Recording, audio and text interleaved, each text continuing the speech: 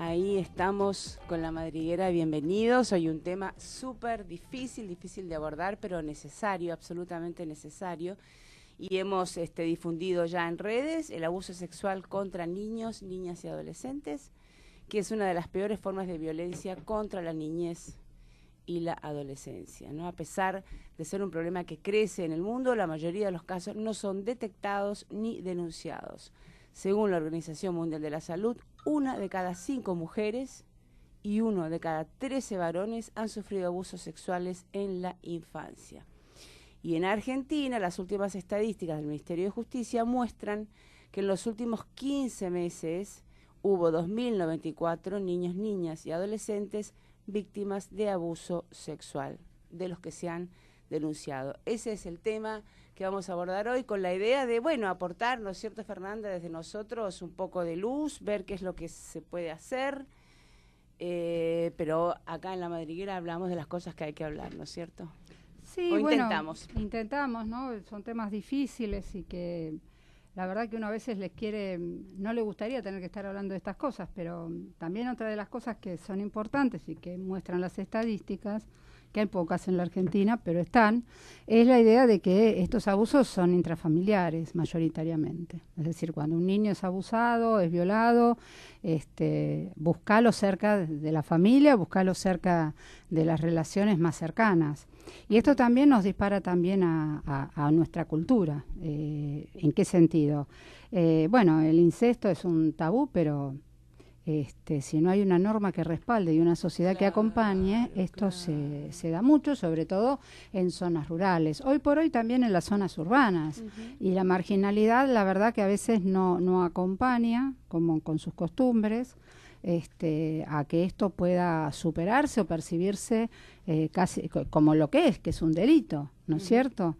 Entonces, yo creo que es un tema que tiene una complejidad enorme, por muchos lados, por muchas aristas, y que no deja de ser un tema que a uno lo pone nervioso. Sí, también, claro. por otro lado, creo que la categoría de niño, el concepto de niño, niña, adolescente, es un concepto muy nuevo en nuestra cultura. En líneas generales es un concepto que ustedes piensen, por ejemplo, en todo lo que es la educación. Costó mucho no tomar al niño como un adulto en pequeño. Y a veces toda una legislación que se trabajó desde lo internacional para hacer al niño no objeto de derecho, sino sujeto, también le ha dado como que otra vez le pone un carácter adulto. Yo digo, nadie le preguntaría a un chico qué opina del Tratado de Paz de Argentina y Chile. Claro. ¿Qué se le puede preguntar a un niño? Nosotros decimos al niño es sujeto de derecho. Y si quiere, por ejemplo, si quiere vivir con el papá o con la mamá, o cómo, a qué escuela quiere ir, o qué le vamos a preguntar a un niño. Y a partir de esta legislación que está muy buena, que el chico sea un sujeto de derecho para cosas que son pertinentes preguntarle, hay, qué sé yo, en varios países de Europa hay partidos pedófilos, ¿viste?, que están defendiendo su vínculo con los niños a partir de una relación de amor. Entonces yo digo, bueno, nos olvidamos de lo que es un chico. Es decir, yo creo que acá hay un manto de olvido sobre que un chico no es un adulto en pequeño, sino que un chico es un sujeto en formación. Y digo, bueno, esto es un problema también, ¿no? Me surge el debate del día de martes en la Cámara de Diputados. Para los oyentes, las oyentes, comenzó el trabajo en comisión para el tratamiento de la ley de interrupción voluntaria del embarazo y se convocó a 30, ¿no es cierto?, especialistas, líderes de opinión.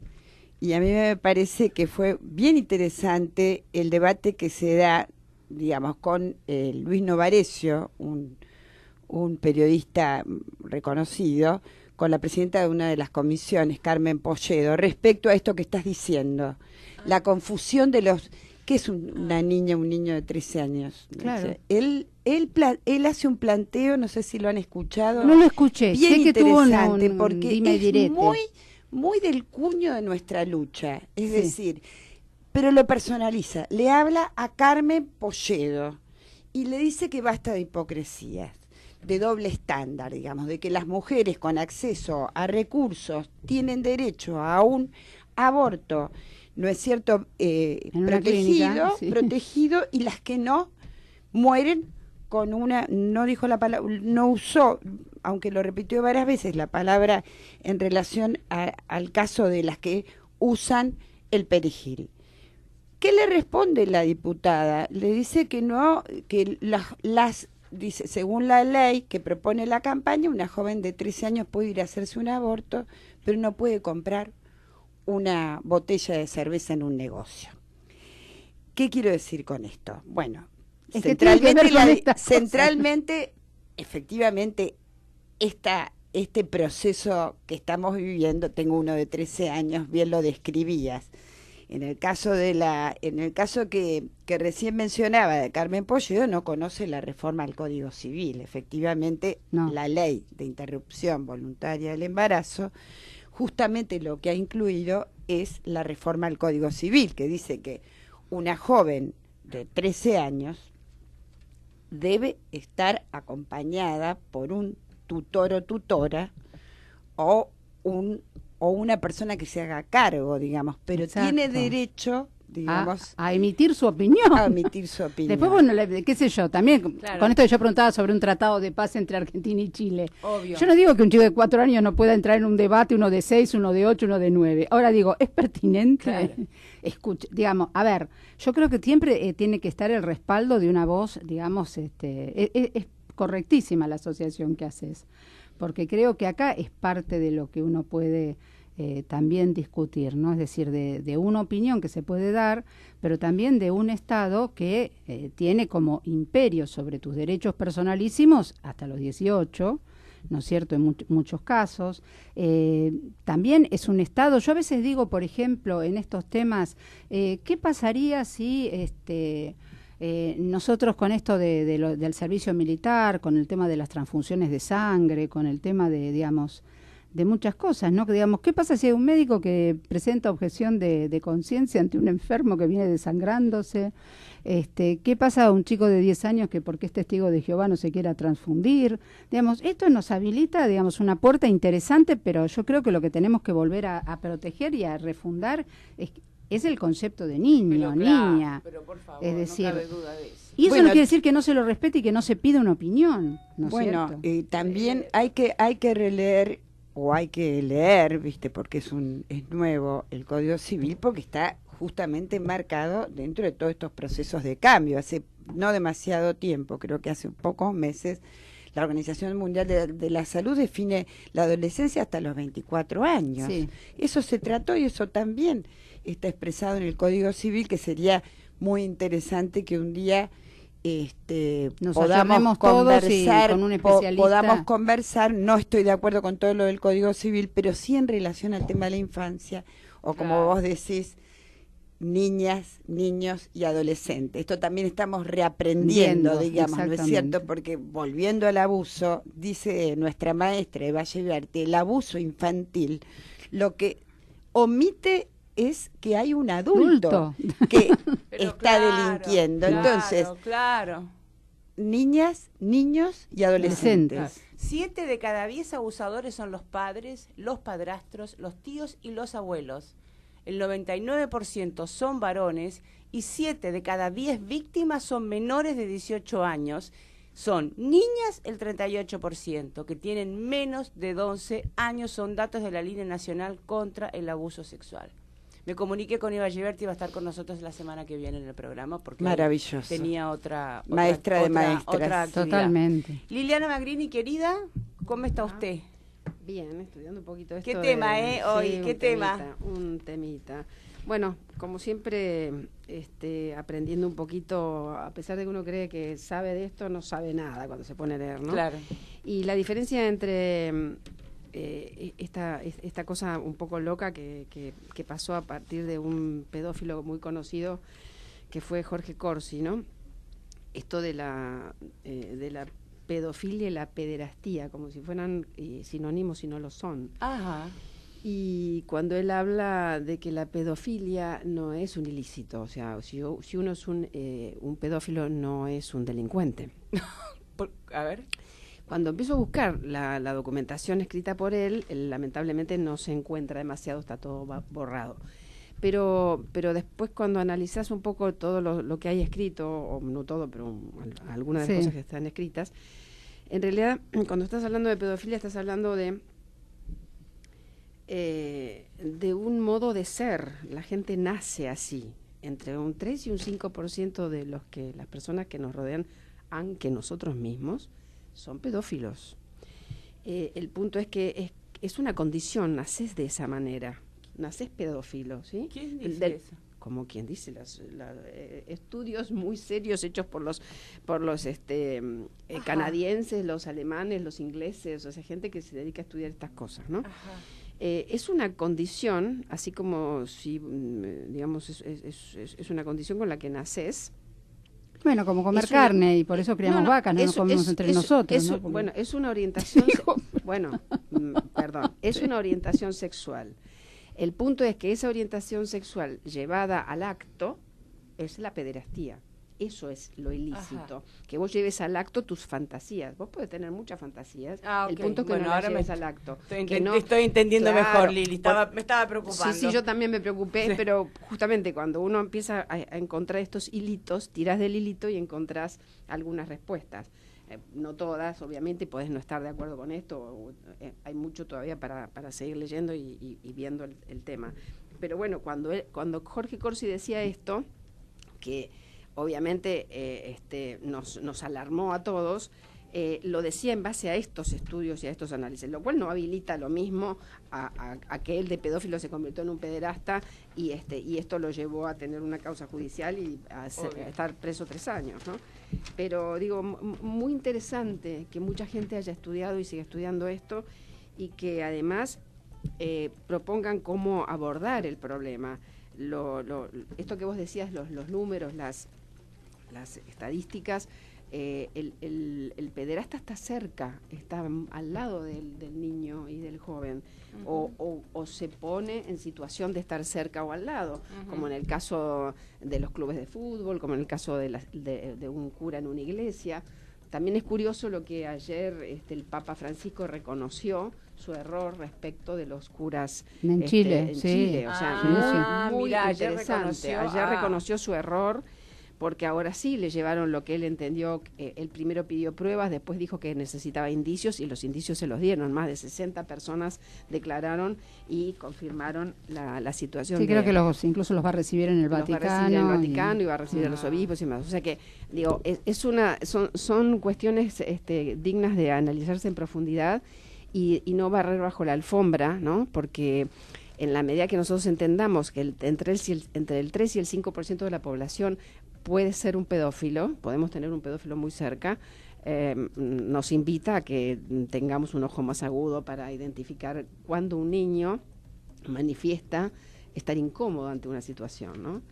Y bueno, y les dejo una perlita para seguirla discutiendo o seguirla hablando. Las mujeres también somos pedófilas. Y también abusamos de los niños. Hay un porcentaje importante, lo que pasa es que está menos estudiado, menos analizado porque hay menos denuncia. Así que bueno, un temita. Bueno, la verdad que sí, tenemos varios invitados en el día de hoy. Después avísame cuando está el llamado. Y también el papel, Lili, de la justicia es sumamente importante, ¿eh? Sí, es el que menos me gusta, pero claro. Bueno, sí, además hay una modificación a la ley y al código penal y el artículo 119 del código que especifica, ya no deja librado a que sea el juez o el que defina el tipo penal, no lo deja abierto, sino que especifica puntualmente cada uno de los, o sea, el tipo penal está muy bien descrito. Lo que pasa que hace muy poco que este tipo penal está redactado de esta manera, desde mayo del 2017, entonces por ahora tenemos pocas sentencias o pocos procedimientos hechos con este tipo penal. De todos modos, siempre que algo llega a la justicia penal es porque ya ocurrió. Entonces me pareció mucho más interesante, por lo menos desde mi óptica de estudio, poder estudiar qué era la pedofilia, la pederastía desde el lado de antes de que las cosas ocurran y no desde el derecho penal, porque el derecho penal llega tarde. Claro. Han salido muchas notas últimamente. ¿Cómo? Perdón, May. Bueno, estamos a vivo. Bueno, ya tenemos en línea a uno de nuestros invitados, que le agradecemos muchísimo que esté. Y bueno, y se trata de una persona muy reconocida en el tema. Está en línea el doctor Enrique Stola. Bienvenido a La Madriguera. Hola, ¿qué tal? ¿Cómo están ustedes? Muchas gracias, buenos días, Enrique. Bueno, usted es psiquiatra, psicólogo, se define como feminista, como activista político y de derechos humanos. Así que es alguien que sabe mucho de este tema tan difícil que estamos abordando acá. Estamos en la mesa con Fernanda Gil Lozano. ¿Qué tal? ¿Cómo está, doctor? ¿Qué tal? ¿Cómo están ustedes? Virginia Franganillo y la doctora Liliana Magrini. Así que nos hemos atrevido a hablar de este tema, ¿no? ¿Qué tal, Enrique? ¿Qué tal? ¿Cómo de estás? este tema del abuso sexual. ¿Qué puede usted contarnos y esclarecernos con respecto a esto? ¿Qué puedo? Yo no entendí bien la pregunta. Que estamos hablando del abuso sexual. ¿Qué puede usted, digamos, empezar a esclarecernos con respecto a este tema? Hemos hablado de las estadísticas que han salido últimamente, que son tremendas, la cantidad de casos que ocurren dentro del seno familiar, la dificultad de la justicia para el abordaje de esto, la definición de niño sujeto no de derecho. Bueno, es como, ¿no? Se abre un panorama muy grande para tratar de entender. A ver, fueron las feministas, las mujeres feministas en la década del 60 en Estados Unidos las que visibilizaron lo que era el incesto paterno-filial.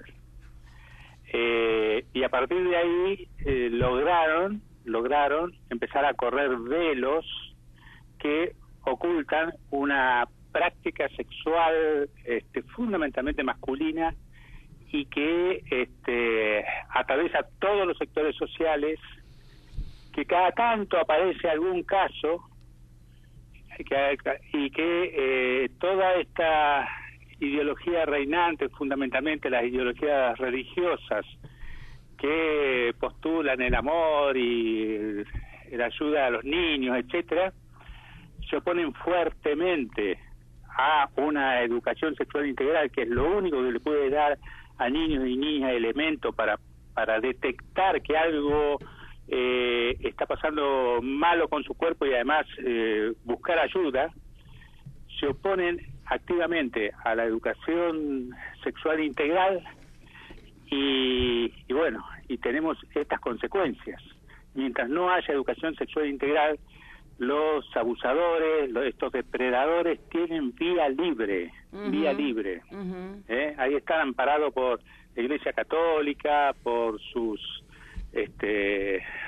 súbditos en el Parlamento, en el Poder Ejecutivo, en los poderes del Estado, etcétera, depredando y abusando de niños y niñas. Claro, es un tema difícil porque también, como decís, ¿no? Yo creo que acá el tema madre, llegó todos los temas que están saliendo ahora, el aborto, etcétera, etcétera, es como esta ley que en un momento se hizo de salud sexual y reproductiva, o leyes que tienen que ver con la educación integral sexual, o digamos, es algo que no sé por qué nos ponemos a discutir de los contenidos, nos ponemos a discutir, mira, de lo que sea. Lo cierto es que no se habilitan estas cátedras, no se habilitan los contenidos, y que nos damos cada vez cuenta de que son como el reservorio de una caja negra donde después los ilícitos más horribles comienzan a suceder, ¿no? Exacto, pero si no se habilita es porque hay algún interés. Exactamente. Y si hay intereses, hay personas o instituciones que lo están sosteniendo. Y bueno, yo tengo mi opinión. Yo creo que la Iglesia Católica, los sectores más conservadores y retrógrados de nuestro país y América Latina están sosteniendo y protegiendo a estos abusadores. Bueno, pero vos también tenés personas como Corsi. Digamos, acá tuvimos al padre Grassi, tuvimos al señor Corsi también, que fue un formador de muchos de nosotros que estamos hoy acá incluso. Y es una persona que yo todavía leo, lo digo sinceramente, ¿no? Y que de repente yo digo, excede la Iglesia Católica, excede el instituto conservador. Me parece que es un problema cultural que tiene aristas realmente muy complejas. Cada institución lo defiende como, mira, como sea. Yo he visto defensas a partir de gente que vos considerás muy progresista y de repente te salen con cosas que decís, ¿qué pasó? Sí. Lo que yo dije al principio, esto es una práctica sexual masculina, esto fundamentalmente masculina. Hay mujeres abusadoras, sí, pero es fundamentalmente masculina. De eso esto significa que atraviesa todos los sectores sociales, profesionales, etcétera.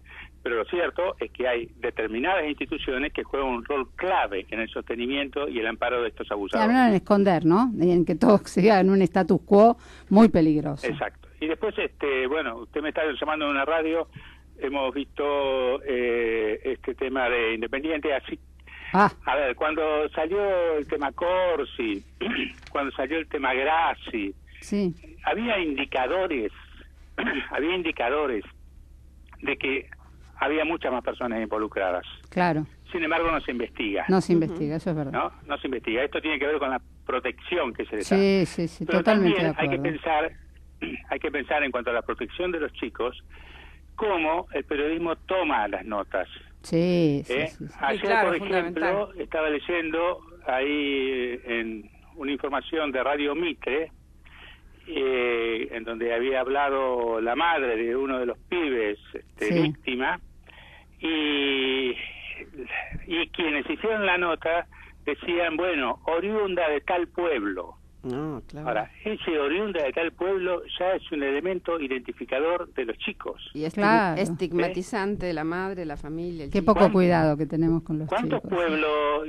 En cualquier pueblo se sabe qué pibe está, y toda la gente que está en el fútbol se sabe que hay un pibe que está en la capital, en un club, entrenándose, formándose. O sea, eso es detectarlo. Sí. Y Claro, eso no es cuidarlo. paralizar a otras voces que pueden denunciar también. Claro. No, es horrible. Doctor, horrible. una Sí, pregunta. y tratándose de que en ese caso como en otros, digamos, se develan y mejor dicho, se falta el respeto, digamos, en este caso a la integridad de un joven, pero cuando es de determinada condición social, ¿no es cierto? Sí, claro.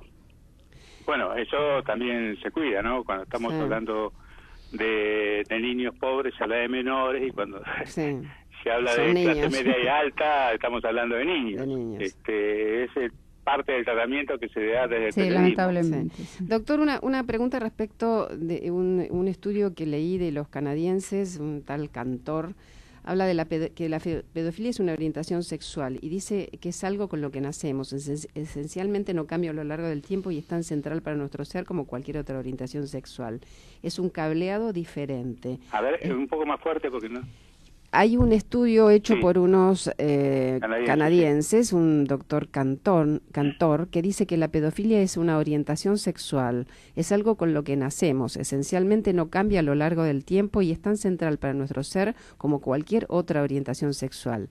Encontró que los cerebros de los pedófilos que estudió tenían un cableado diferente a los de los que no lo son. Él describe como cables cruzados en el cerebro. Es como cuando que ven un niño, se despierta en ellos un instinto sexual en lugar de un instinto de crianza. Pero él dice que este instinto sexual del pedófilo no se convierte en delito hasta que no actúa. Pero reconoce y entiende que hay entre un 3 y un 5% de la población con esta orientación sexual. Coinciden con él estudiosos alemanes y estudiosos ingleses, y tanto los alemanes como los ingleses, más los alemanes, hacen tratamiento respecto de los pedófilos. O sea que... Sí, a ver, los alemanes tienen un programa de hace ya más de 30 años que tratan a jóvenes, a niños abusadores, se llaman, que van entre los 9 años hasta los 16 años, creo. Donald Frindlater, algo por el estilo. La Cruz Roja está llevando adelante uno de esos proyectos. Tienen mucha experiencia, y lo que ven y se hace esto en una cantidad de sesiones con grupos familiares, etcétera, y está judicializado, y lo que evalúan es que el porcentaje de reincidencia es bajísimo. Sí. No ocurre lo mismo con los que no tienen los adultos. Y en los jóvenes es fundamentalmente psicoeducación. Sí. Claro. Ahora, si es fundamentalmente psicoeducación, y esto se modifica, entonces ¿de qué orientación sexual estamos hablando? Claro. En general, estos investigadores que hablan de estas orientaciones sexuales no tienen un carajo de formación en perspectivas de género y en feminismo. Claro. No pueden ver cómo la sociedad patriarcal va modelando las conductas de los varones y de las mujeres y de los otros cuerpos feminizados. Claro. En ese marco es donde se da la excitación sexual, digamos, como plus al placer de someter los cuerpos. Claro. No, es yo también pienso, yo aparte creo que hay toda una corriente, ¿no? Hay pedófilos que se defienden desde el amor, desde que hay relaciones consensuadas. Y en Holanda, ¿te acordás de ese partido que quería ser partido político, partido de pedófilos? Sí. O sea que es un momento... Es de una perversidad, yo no lo puedo aceptar, no puedo, me hierve la sangre, es de una perversidad total. Claro, pero hay que lidiar con esta gente que tiene argumentos incluso con tratados internacionales. Claro, pero yo creo que la mente construye lo que quiere. Pero creo que en este caso los estudios no van orientados a aceptar la pedofilia, sino por el contrario a entender de dónde viene y a ver cómo se puede morigerar y que de ese deseo no se pase al acto. A ver, yo creo que si lo tratamos de perversidad, lo estamos colocando en lugar de enfermo y en realidad y vamos a terminar colocando en lugar de enfermo también a los violadores. Claro, tiene razón, etcétera. Sí. Yo lo dije como expresión de... Es abuso de poder, nos hemos cansado de decirlo. Absolutamente, es abuso de poder, claro. Yo recuerdo que hubo una colega, una vez en el Congreso Nacional, en una reunión de comisiones, relató una experiencia, yo no tengo los datos acá ni recuerdo, pero sí me recuerdo estos datos. Relató una experiencia en Estados Unidos, en donde los investigadores, algo así como hicieron un llamado, donde se comprometían a no dar sus nombres ni a denunciar, pero querían tener entrevistas con varones que hubiesen hecho incesto paterno filial. Y lo que encontraron, 10 casos hubo, que 6 de los varones que habían hecho incesto paterno filial, es decir, que habían abusado, violado a sus hijos, lo habían hecho como forma de agredir a las mujeres, a las madres, a sus ex parejas. Entonces, yo sugiero que cada vez que aparezcan cualquiera de estas investigaciones, hay que ver cuál es el contexto de investigación y el marco teórico que están dando.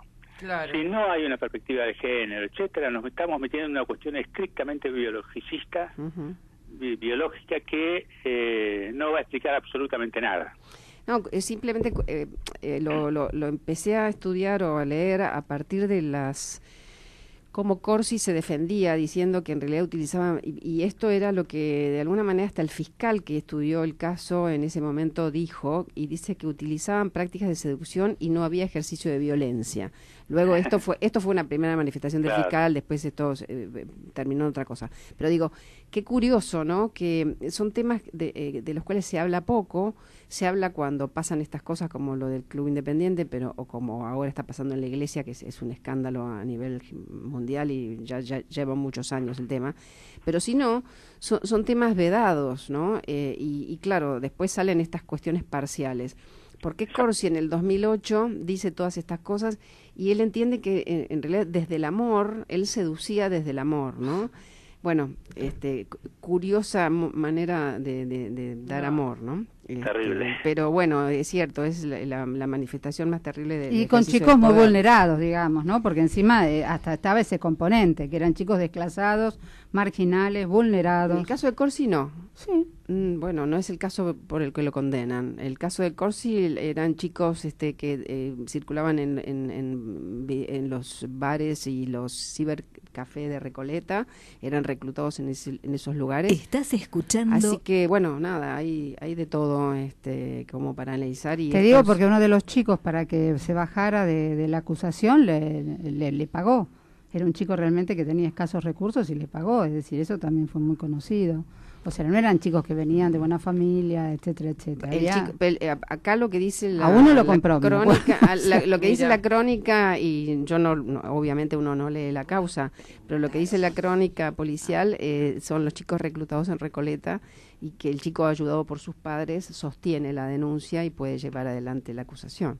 O sea que era un caso de otro tipo de contención social. Por supuesto, no deja de serlo. Virginia Franganillo, querías preguntarle algo al doctor Stola. Mira, digo, preguntarte dos cosas. Por una, creo que de alguna manera la planteaste, digamos, cuando comenzaste diciendo la referencia y el antecedente del feminismo de la década del 70 que devela esta problemática. ¿Vos crees que estos temas de Independiente y de otros clubes se han puesto en foco, se han hecho visibles en el marco de un proceso de intensificación de las cuestiones de género en la sociedad?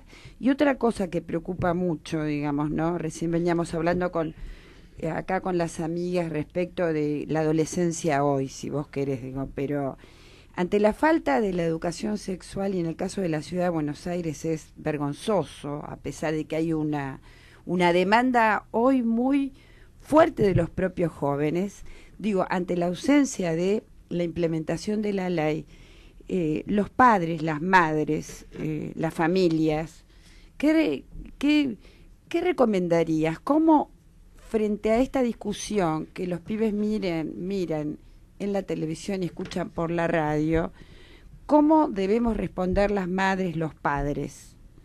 Creo que puede ser una oportunidad para colocar estos temas en la mesa. Está bien la pregunta. Gracias. A ver, por un lado pienso que, y creo que podemos coincidir, que los feminismos y el amplio movimiento de mujeres está produciendo el mayor cambio cultural de los últimos años, ¿no? En todo el mundo. El que se haya sabido de esto de Independiente, creo que por ahí no sé si tiene tanto que ver con este cambio cultural que está produciéndose, sino como también ocurrió en el caso Grassi u otros casos de pedófilos, en donde hay algún profesional o algún periodista o alguna periodista que puede traspasar algunas barreras y denunciar, y se visibiliza. Pero creo que la red de protección es fuerte y reacciona rápidamente, cosa de algo así como que les produzca el menor daño colateral a ellos, ¿no? En cuanto a información, tratan de cerrar. Y bueno, hay 6 detenidos o 4 y llegarán a 10 y bueno, y después seguramente se va a parar. Pero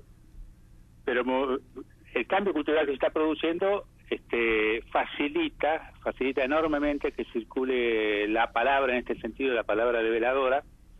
Y a la pregunta, bueno, ¿qué se pueden hacer madres y padres o personas cuidadoras con respecto a este tema, teniendo en cuenta que hoy preadolescentes y adolescentes tienen posibilidad por internet entrar a páginas en donde van a tener una pésima instrucción e información terrible, sí, con respecto a la sexualidad, y en donde qué sé yo, muchísimas jovencitas creen de que liberarse es hacer todo lo que los machos quieren.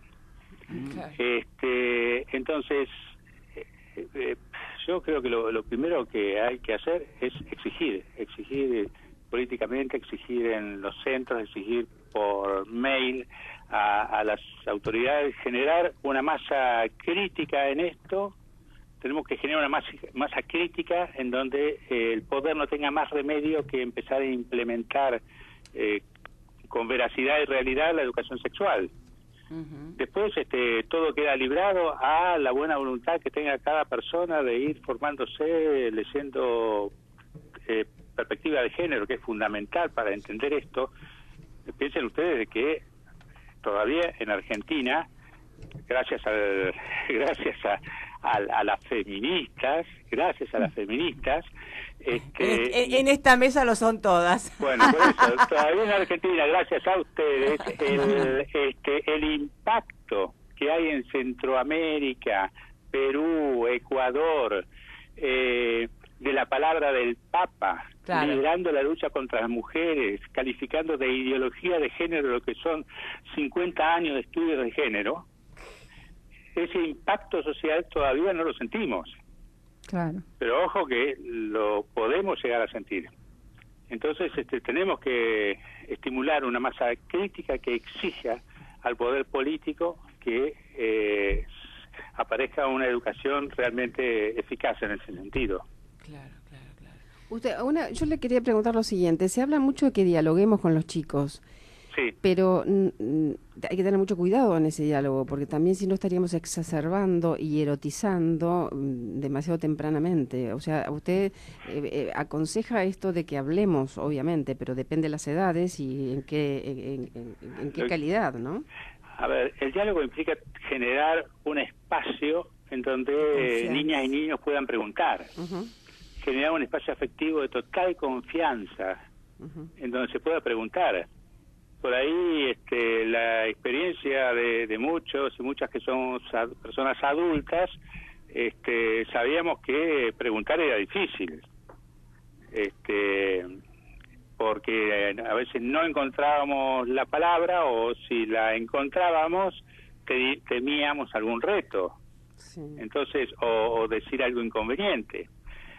Pensemos que la sociedad está atravesada por mensajes erotizantes y eso claro, lo sienten los chicos, lo saben.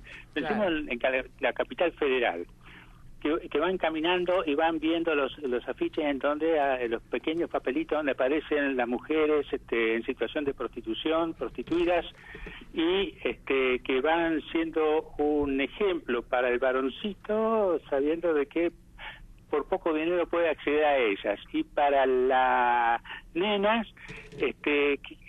mostrándole que la sociedad ya diferenció entre mujeres que están para todos y mujeres que se mueven privadamente. Sí, hasta una alternativa. Hay mensajes erotizantes y formantes desde muy pequeños. Claro. Entonces seguramente no los vamos a excitar en absoluto, sí vamos dando información y explicando lo que va pasando y lo que vamos observando. Y darles herramientas para cuidarse, ¿no? Exacto. Bueno, y seguir poniendo el tema y hablando en valor, ¿no? Bueno, muchas gracias, doctor Stola, por haber estado hoy. Un placer, Nos ha dado. Muchísimas gracias, doctor. Gracias. Muy bien, un abrazo. Saludos. Hasta la próxima, gracias, Bueno, interesantísimo, Sí, totalmente. Interesantísimo. Es un tema además que no para, porque Lili, vos trajiste un montón de cosas que a mí me dejaron como medio descolocadas. A mí también. Esto de que la pedofilia es una inclinación sexual. Por otro lado, bueno, también hay que ver... Pero estuvo muy bien ese estuvo contrapunto, muy porque bien, esas aclaran. son... Está bien, porque son disparadores que aclaran. Eso es el sustrato de muchas visiones. Cuando estamos leyendo ahora la nota de hoy sobre La Pampa, digo, estamos hablando de 20 años que se sabía que este entrenador de fútbol, digamos, muchas de las creencias son estas, están basadas en estas ideas. Claro. Bueno, tenemos otra invitada que ya la tenemos en línea, así podemos entre todas ir poniendo el tema y profundizando. La tenemos en línea a Nora Pulido, bienvenida a La Madriguera. Hola, Nora. Hola, sí. Muchas gracias por estar allí. Bueno, Nora, usted es feminista, es docente de la UBA, coordinadora del colectivo de derechos de infancia y adolescencia, y nos hemos animado hoy acá con Fernanda Gil Lozano, Virginia Franganillo y la doctora Elena Magrini a tratar de, bueno, desde nuestro lugar de comunicadoras, ¿no? De poner este tema a la luz, del cual usted sabe mucho, que es el abuso sexual infantil. ¿Qué tal, Nora? ¿Cómo estás? Gracias por estar con nosotras esta mañana. Hola. Mediodía. Encantada. Hemos hablado mucho Hola, con yo, Virginia. Ahí está Virginia. También Virginia. Todas te conocemos. Nos conocemos hace tiempo. Querida. ¿Cómo trabaja usted en este colectivo de derechos? Mira, yo por eso puedo hablar del abuso, seguro que desde otra perspectiva diferente de las otros entrevistados que ha habido hoy, porque Nosotros somos una red de organizaciones populares, diríamos, ubicadas en distintos lugares de la Argentina, en distintas provincias. Es una mezcla de organizaciones populares que atienden a las familias en los barrios, o sea, los niños y sus familias, y por otro lado también participan de la misma red organizaciones de abogados especialistas en derechos humanos, o sea, que hacen litigio estratégico, que están en los juicios de lesa humanidad y a su vez tienen un área de infancia, o sea, es una mezcla, diríamos, de miradas profesionales de, podríamos decir, de trabajadores y trabajadoras sociales y abogados, abogadas. O sea, tenemos un mix, tenemos la realidad concreta de los chicos y las chicas en sus barrios y la mirada técnica, profesional para la incidencia, para el litigio, para la denuncia.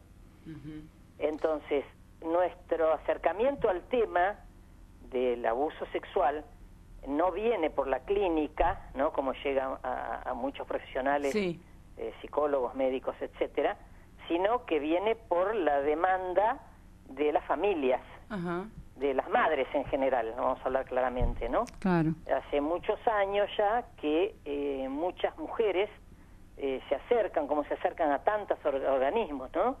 Claro. A pedir ayuda y a contar. ¿Qué? A pedir ayuda. A pedir ayuda, o sea, van tocando puertas y bueno, así nos metimos en el tema, o sea, nos metimos en el tema como acompañamiento de los niños en esa situación terrible y acompañamiento de las madres en sus denuncias. Y ahí te pregunto algo, Nora, que es lo que veníamos conversando, digamos, en estos años de la red y de tu trabajo, lo conozco bien, y tu inserción en la zona sur también, ¿no?, del conurbano bonaerense. Sí. ¿Vos has visto cambios en que sea una problemática que se ha incrementado o que hay más demanda o que se visibiliza? Y en este caso vos estás hablando que hay más demanda de las mujeres, de las madres, de los docentes también. Hemos conversado que también ustedes trabajan con escuelas. ¿Cómo ves ese proceso? Virginia, yo creo que es eso, que hay más conocimiento y hay más demanda. No, yo no podría decir porque no hay datos específicos, no hay datos publicados, los únicos datos que hay son los de la Suprema Corte de la Provincia de Buenos Aires. Hay un incremento en la denuncia, hay más denuncia porque hay también más información. Claro. O sea, son temas que ahora se hablan públicamente, antes no se hablaban. Claro. Lo que yo no podría decir, no me atrevo a decir, porque yo creo que no es así, que haya más acceso a la justicia. O sea, hay más casos, ya se habla más, la gente demanda más, demanda a la justicia, demanda también a los servicios, ¿no? A los servicios de atención, a los locales, a los zonales, pero no hay, digamos, no hay resultados positivos. Claro, porque son niños, a la justicia, ¿no? Claro, porque son niños que no se atreven a hablar, que tienen miedo a las represalias, miedo a decir lo que piensan. Ahí me parece que también la justicia, ¿no?, es para revisar el papel que tiene, ¿no?, cómo se aborda frente a un niño. Yo leí algo que usted había en una entrevista dicho, que de alguna forma hay cierta impunidad en la justicia que ampara estos casos, ¿no? Mira, nosotros hicimos una investigación, digamos, motivados por tanta demanda y ver de qué manera se estaba extendiendo este fenómeno, que hicimos en 2016 una investigación sobre el tema, recortamos el tema, o sea, nosotros analizamos solamente el incesto paterno-filial, o sea, no tomamos el abuso en general, sino centralizamos en donde está el mayor problema en el Poder Judicial, que es en reconocer el incesto paterno-filial. Claro.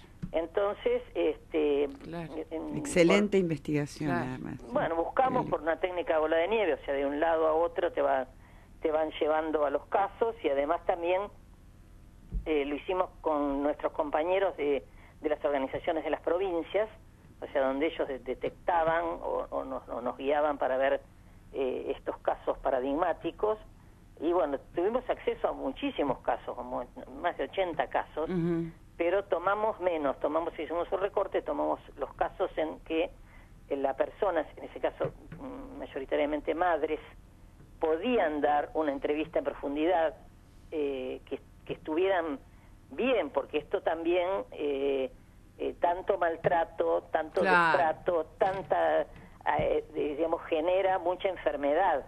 Claro. Hay mucha enfermedad en las madres, enfermedad físicas, muchas han muerto en medio de los juicios, otras han tenido distintas patologías y con un evidente desequilibrio psicofísico.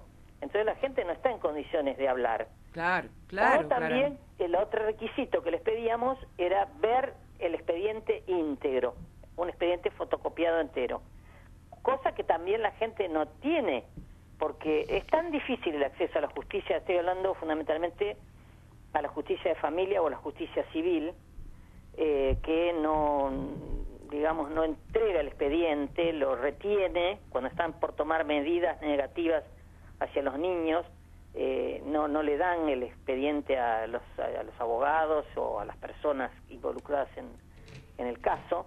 Y bueno, o sea, recortamos en las personas que estaban en un equilibrio psicofísico como para tener muchas entrevistas en profundidad y que tenían el expediente entero fotocopiado para leerlo.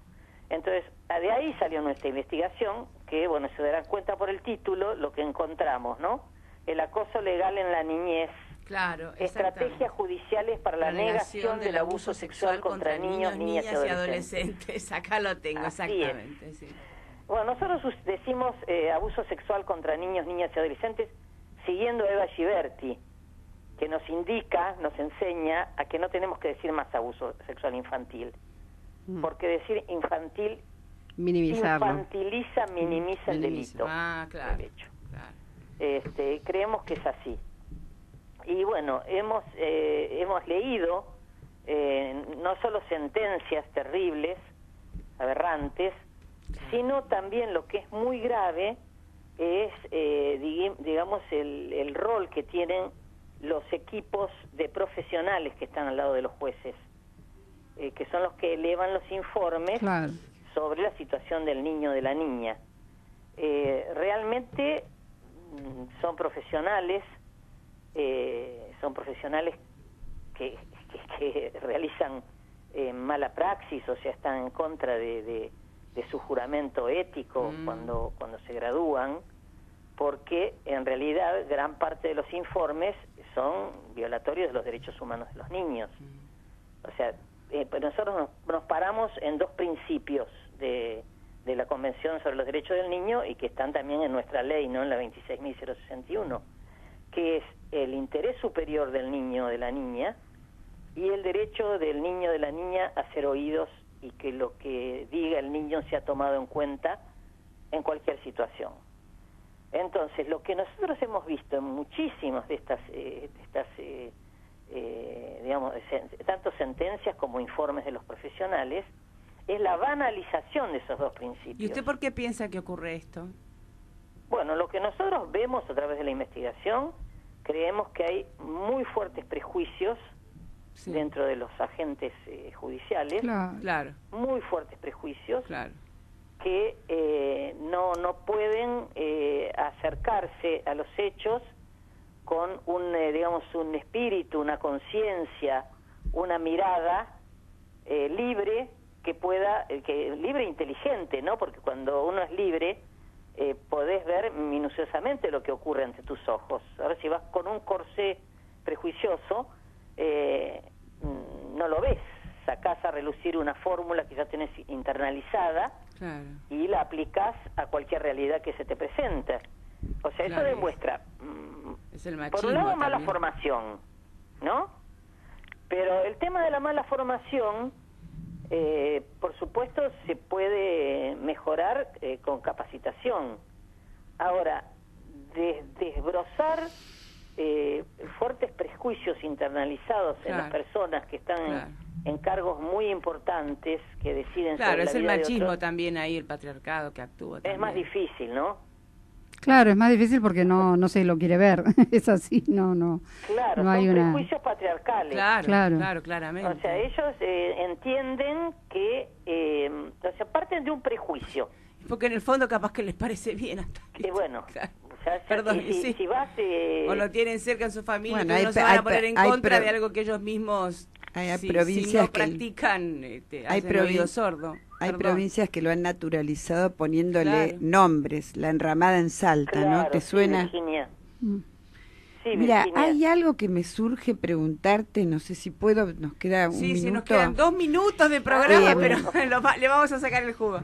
Te escucho y pasan cosas parecidas en los temas de género. Tenemos las leyes, Sí. en el caso de infancia, esa gran batalla que dieron por primero la ratificación de la convención, la ley nacional, y yo creo que, y ahí viene la pregunta, el colectivo de las organizaciones que defienden a niñas, a niños y adolescentes, es como que perdió gravitación.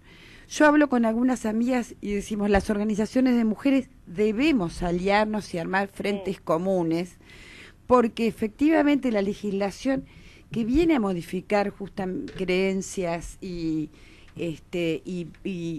prácticas sociales dominadas por prejuicios, ¿no? Y donde sabemos que ahí las relaciones de poder son claves, como sabemos los temas de género, requieren de un proceso de intensificación de nuestras luchas. Entonces, dejarte eso al final para que me comentes tu reflexión al respecto.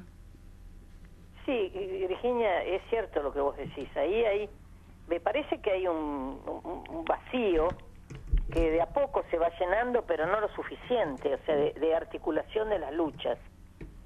Yo creo que el colectivo de las organizaciones de niñez, el colectivo amplio, ¿no? Siempre hablando de las organizaciones de niñez que trabajamos bajo el paradigma de la protección de derechos de niños, niñas y adolescentes, porque las organizaciones de niñez es muchísimo más amplio el universo. Obviamente. Pero están, digamos, una gran mayoría todavía están bajo la línea de la beneficencia, de la asistencia, de, digamos, una casi anteriores a la convención. Entonces, hablemos de las que estamos realmente por los derechos de los niños. No hay una suficiente articulación con las organizaciones de mujeres o que defienden los distintos derechos de género. Y en este caso es evidente. Claro. Es evidente, en este caso es evidente. Nosotros, digamos, desde el colectivo y fundamentalmente desde la organización en la que estoy yo, que somos, digamos, feministas, y dentro del colectivo ya hay toda una reflexión sobre este tema, sí buscamos la articulación, pero hay como una doble militancia, ¿entendés? En las propias organizaciones se trabajan las cuestiones de derechos de las mujeres y de derechos de los niños, y no hay una articulación. En eso estamos. Ah, buenísimo, claro. En eso estamos. Claro. Convocanos. Sí, en eso estamos, en la necesidad de la articulación de las luchas conjuntas. Y Nora, mira, la verdad que ya nos estamos recontrapasando, pero yo quería decirte que cuentes con nosotras, que cuentes con la radio para cualquier cosa que a vos te parezca pertinente o difundir. Bueno, sí, les y agradezco que mucho. ojalá que podamos lograr que haya defensoras, que la ley las pide y lamentablemente después de años y años que esté esa ley, todavía los niños no tienen un defensor. Bueno, o esperemos, el defensora. proceso está abierto. Ojalá, el ¿no? proceso está abierto y ahí estamos varios candidatos y candidatas de estos espacios, ¿no? Hay muchísima gente inscripta para el concurso, pero digamos que tenemos esta perspectiva, calculo que seremos 10 o 12. 10 Te apoyamos. Nora. Muchas gracias. Un beso enorme. Besos. Gracias por llamar. Un abrazo, muchas gracias. adiós. Bueno, nos pasamos inclusive, la radio nos ha dejado unos minutos más porque bueno, el tema Pero muy interesante, lo merecía. ¿no? Gracias Álvaro y Flore ahí que nos dejaron excedernos unos minutos más con este tema. Seguramente vamos a seguir porque la verdad que hay tanto, Lili. Diálogo con los niños, una mirada hacia sus enojos injustificados, decaimiento, desconexión, problemas para dormir, ansiedad, cuando no quieren quedarse solos con una persona, mirar más a los niños, escucharlos más y hablar con los jóvenes. No deslegitimar el relato del Qué niño. bueno, Así Lili, es. qué bueno, Lili. Hay que acordarse de eso, Hay que ¿no? acordarse de eso. Primero mirar eso. Claro. Primero. Sí. Bueno, hasta la semana que viene, chicas, ¿eh? Un placer. Programó. Procesamos la información y la complementamos con la mejor música. Estás en Radio Sónica, la radio más escuchada de Internet.